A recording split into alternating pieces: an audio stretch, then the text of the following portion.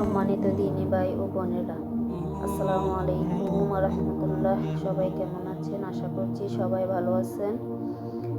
আলহামদুলিল্লাহ, আল্লাহর রহমতে আমিও ভালো আছি। আশা করছি কে ভিডিওটা না টেনে আমার পাশে থাকবেন প্লিজ। হাদিসটা পড়ে চোখে পানি ধরে রাখতে পারলাম। একবার হযরত আবু বকর রাহমাতুল্লাহ নামাজে দাঁড়িয়ে কান্না করছেন। নামাজ শেষে একজন সাহাবী তাকে জিজ্ঞেস করলেন, হে আবু বকর, আপনি নামাজে দাঁড়িয়ে কান্না করলেন কেন? হযরত আবু বকর রাহমাতুল্লাহ এর চোখে বেয়ে তখন পানি ঝরছে। এই কথা শুনে তার অন্তরে যেন ঢেউ উঠল। তিনি চোখের পানি ছেড়ে দিয়ে বললেন, হে ভাই, আমি কোরআনে এক আয়াত পড়ে কান্না করছি।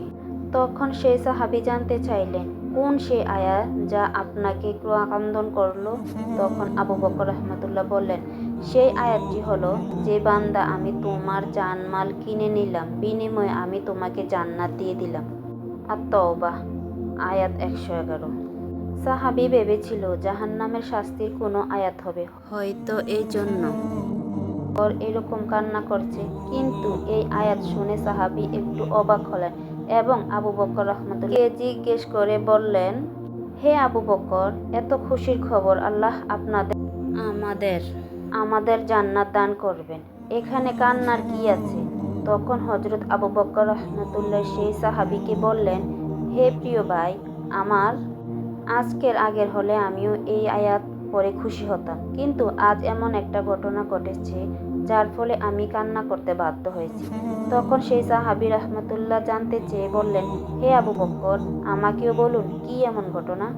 তখন আবু বকর রাহমাতুল্লাহ বললেন, হে ভাই, আমার একটি কাপড়ের দোকান আছে। প্রতিদিনের মতো আজও আমি আমার দোকানে গেলাম, কিন্তু সকালবেলা এক মহিলা আমার দোকানে আসলেন। তিনি বেশ কিছুদিন আগে আমার কাছ থেকে কাপড় নিয়েছিলেন। আজ এসে বললেন, আবু বকর, আপনার দোকান থেকে বহুদিন আগে কাপড় নিয়েছিলাম, আজ ফেরত দিয়ে আমার টাকা ফেরত নিতে এলাম।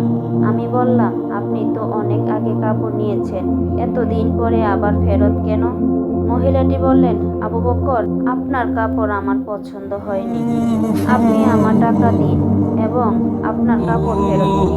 এই আয়াত করে আমি এই চিন্তা করে কান্না করছি, যদি হাসরের ময়দানে আল্লাহ আমাকে বলে ফেলেন, হে আবু বকর, তোমার জানমাল ফেরত নাও এবং এর বিনিময়ে যে জান্নাত দিয়েছিলাম তা ফেরত দাও, কেননা তোমার নামাজ, তোমার কুরবানি, তোমার রোজা, তোমার জিহাদ, তোমার জিকির আমার পছন্দ হয়নি।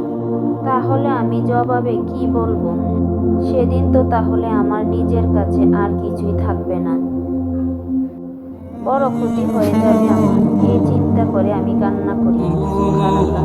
নামাজ বাদ দিও না, এপারের চেয়ে ওপারের জীবন বেশি সুন্দর। ভিডিওটা ভালো লাগলে সাবস্ক্রাইব করবেন প্লিজ।